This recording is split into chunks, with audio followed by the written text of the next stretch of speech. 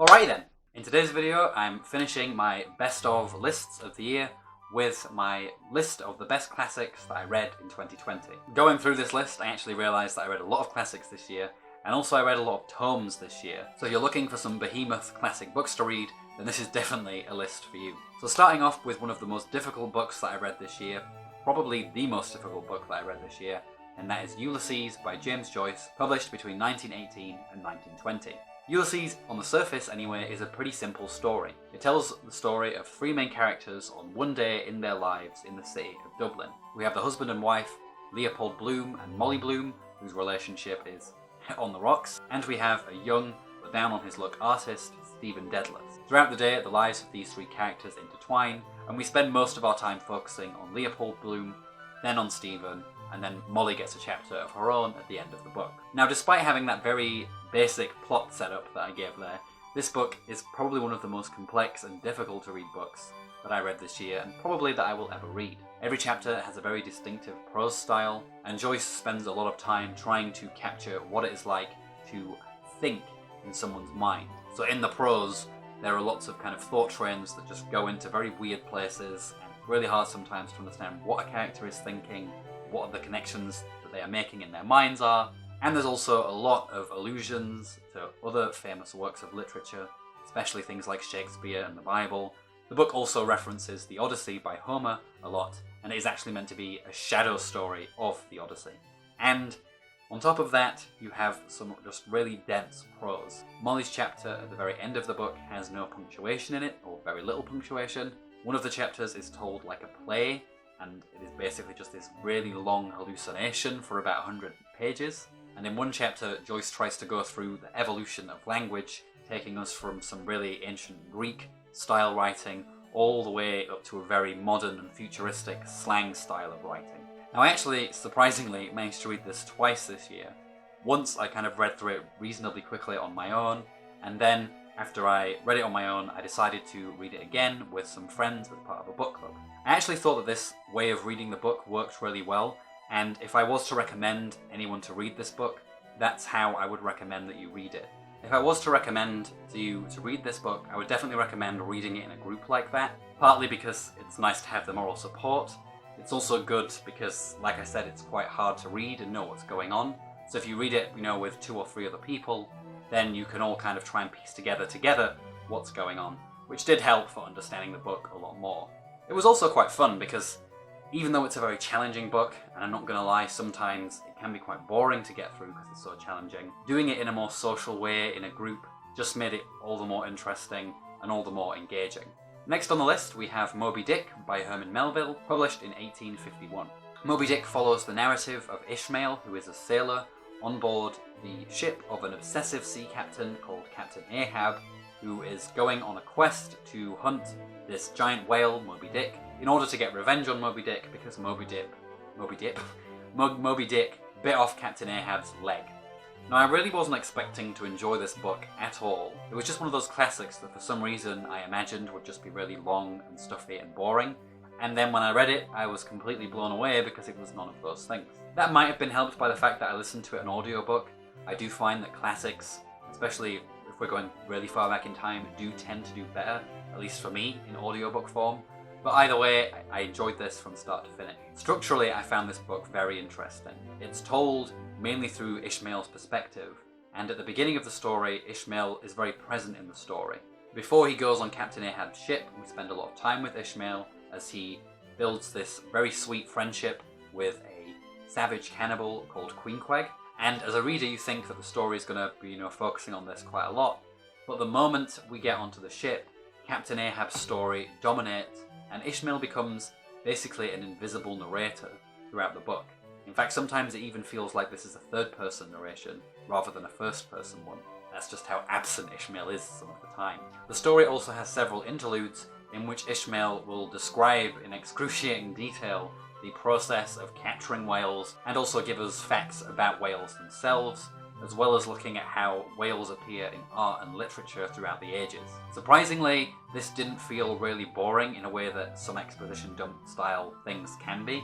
It also sort of made sense in a way, and I felt as a reader that part of the point of this, maybe it was because Melville had been on these voyages and wanted to just talk about these things. But it felt to me like this was Ishmael's way of dealing with the trauma of that voyage. The kind of thought being that Ishmael, he can't defeat these giant creatures. But what he can do is categorize them and explain them and, put them in little boxes and therefore have some kind of control over the thing that has destroyed his life. Other than that, it's just a great story of human beings trying to control and dominate nature, and ultimately that having some pretty disastrous consequences, which for me, as a reader, that's one theme that I really enjoy seeing done really well. So it just ticked all the boxes for me for being a great book. I'll definitely read this book again, and once I've got a handle on it, I may even do a reader's guide to it. Next on the list, we have a book that's featured heavily in my reading vlogs this year, and that is Edmund Spenser's The Fairy Queen, published in 1590 and 1596. So I've been reading this book for an entire year. It's a poem that lasts 1,000 pages, and I finally finished it a couple of weeks ago. Those of you who've been watching my channel will already know what it's about, but very briefly, The Fairy Queen is an epic poem told in 6 books, with each book telling the story of a different knight who exemplifies a different virtue. Some examples of this: we have the Red Cross Knight in the first book, who exemplifies holiness. We have the Lady Knight Britomart, who exemplifies chastity. And we have Sir Artegall, the knight who exemplifies justice. Like with Ulysses, this is a behemoth book, and it definitely works better if you read it in smaller chunks. For me, what I would do is I would read one book of The Fairy Queen, and usually it would take me about a month or 2 to get through it, and then I would take a month off and then come back and read the next one. And doing it that way, I managed to read it in just under a year. Although I do think that some of the plotting in this book is a bit hodgepodge. Sometimes things will happen and then they'll be completely forgotten about, and sometimes you'll think the plot is going somewhere and then it just doesn't. We even have one book which says that it's going to tell the story of 2 knights and the virtue of friendship, and these 2 knights barely feature in the book at all. So there are some problems like that, but ultimately I do think it tells a fascinating story, and some of these knights and characters are just standout characters. Especially for me, the Red Cross Knight and Britomart were a couple of my favourites. Also, what is good about The Fairy Queen is because each book does focus on a different knight and a different virtue, every book does have a distinctive feel to it, even if it still has the same underlying sword and sorcery quest narrative. By having these different knights and different virtues, each book does feel slightly fresh, it's doing something slightly different, and so, even though it's 1,000 pages long, it never really gets tired or boring. The main difficulty for me was just sitting down and, getting my head around that Shakespearean English, which is all pretty and stuff, but it's really hard to understand what's going on sometimes. Next on the list, we have Villette by Charlotte Bronte, published in 1853. Villette is Charlotte Bronte's final novel. It tells the story of the introverted Lucy Snow, who leaves her native England for Villette, which is a fictional French town, after an unspecified disaster wipes out her entire family. There, she becomes a teacher at an all-girls school, where she is often ignored and misunderstood by the people around her. The plot centres around 2 romances that she has in her life, one unrequited and one that actually goes somewhere. I won't say who those romances are with, because that would be a spoiler.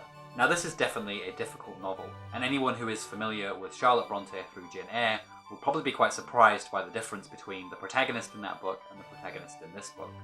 Jane Eyre is one of those spunky, extroverted people who stands up for herself and has a big mouth, whereas Lucy Snow is really introverted and shy, and she's kind of passive. She spends much of the book reflecting on what's going on around her and commenting on it, rather than taking an active role in her life. Despite this difference between the 2 characters, both of them are very strong. Lucy is a very strong character, it's just that all her strength is inside rather than outside. And one of the main themes of the book is this disconnect between the way that people perceive Lucy Snow as this kind of pushover who can be kind of walked all over and taken advantage of, versus how she is on the inside, which is someone who has a lot of opinions about people, who's quite sharp and witty, and also very passionate in how she feels about others. Now, I actually gave up on this book shortly after beginning it for the first time. I'm not even sure I made it out of the first volume, mainly because I did kind of find it boring, because it's very meandering and long. There isn't much of a plot here. But then I decided to give it another go, because, it's seen as one of Charlotte Bronte's best, and by some people her best book. So I thought, okay, well, I'll give this a go again.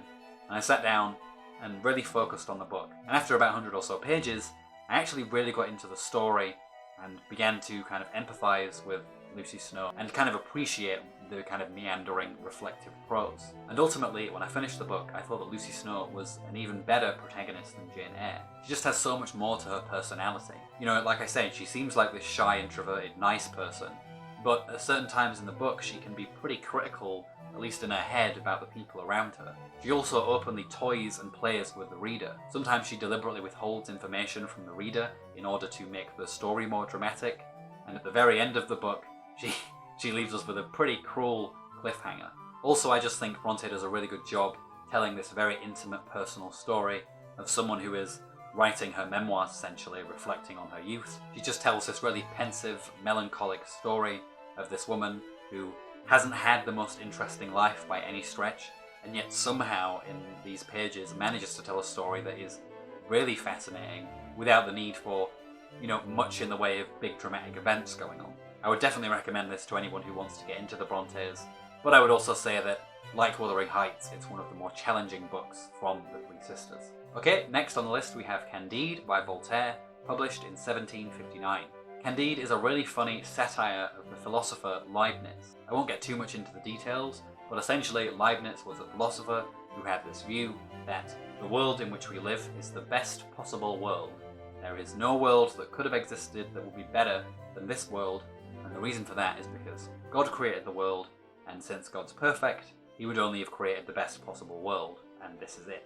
In Candide, Voltaire takes the piss out of this view by giving us the story of Candide, who is someone who subscribes to this view, and continues to subscribe to this view, despite the fact that this person keeps finding himself in situations that are hilarious, but also pretty dark and terrifying at times, and you know, he still goes on with this optimistic worldview. Now, even though this book is really old, I think around 250 years old, it's still hilarious and fresh, and you don't really need to know much about the philosophical kind of conversation there in order to appreciate the humour. Voltaire just has a wonderful writing style that's incredibly light and engaging. It reminds me a lot of something like Don Quixote, but unlike Don Quixote, which in my view goes on for way too long, Candide is a much shorter satire, and it's all the better for it. It also reminded me a lot of another French novel that's parodying these kind of optimistic worldviews, the Marquis de Sade's Justine. The main difference here being that Justine is incredibly dark and gothic, whereas Candide is much more light and silly and more rompish in its kind of delivery. This was a really nice breeze to read, and given that every single other book on here has been a tome so far, if you do want a light classic that's easy to read, engaging, and also quite funny, then definitely give Candide a try. And now on to the last book on this list. We have Bleak House by Charles Dickens, published between 1852 and 1853. Bleak House is a story that is told through the perspective of two narrators. We have an omniscient, detached narrator which speaks in the present tense, and we have the reflective first-person narration of the story's heroine, Esther Summerson, who's writing up the story after the fact. This is a behemoth novel, like most novels on this list. It has many characters and many subplots, but a lot of the plots centre around a legal case in the Court of Chancery called Jarndyce and Jarndyce, which has been going on for a very long time and is the result of several conflicting wills. And much of the story kind of focuses on the ways that this court case is destroying the lives of the people who are caught up in it. The story also focuses on different legal cases and how they have destroyed or changed the lives of people. Another big theme of the book, especially within Esther's storyline, is her relationship with her mother, who abandoned her when she was a baby. Now, I'm definitely going to give a shout out to the audiobook version that I read of this by Miriam Margolyes. She did a great job bringing Dickens' characters, from the major characters right down to the tiny little characters, to life. She really engaged me with the story, and like I said earlier, I do find classics hard if I'm just reading the text. So if you have that problem and you want to read one of these big tomes, I definitely recommend trying some of these audiobooks. But of course, Bleak House is also a great story outside of that as well. The main thing that I liked about the book was this difference between the two narrators. On the one hand, you have Esther, who is a very empathetic person. You know, she's often describing how she feels about situations. She's often sympathising with others and helping others. And she's very involved emotionally in the things that go on around her. You contrast this with the third-person omniscient narrator, which is completely detached and cold, kind of like a judge passing judgment on people. And you just get this great meshing of a story that's intertwining as these two narrators kind of tell a story without ever kind of crossing paths fully. I also enjoy that there are just several different plot threads in the story, and It's a sort of book where I think it should be read maybe in the way that it was published, in a kind of serialized form, because there are just several different phases to the plot which deal with different issues. So as a reader, even if it is quite an intense book because it's so big, you can just read a certain part of it and then put it down for a bit and then come back to it later on. But yeah, it's a great story, it's very complex in its plot, it's very interesting structurally with these two different narrators, and I can't decide yet if it's my favourite Dickens novel. It's between that and David Copperfield at the moment. I guess I'll probably end up rereading them at some point, so we will see which one of them wins out there. But at least for this year, of the Dickens books that I read, Bleak House was the best one. Alright, that's it for this list. Please let me know down in the comments what you thought of the picks for this list, and also let me know if you've read any classics this year, which ones stood out to you, which ones were the best. If you enjoyed this video, don't forget to give it a like and subscribe to my channel for updates for new videos. But that's it for me now, so take care everyone, I'll see you all next time.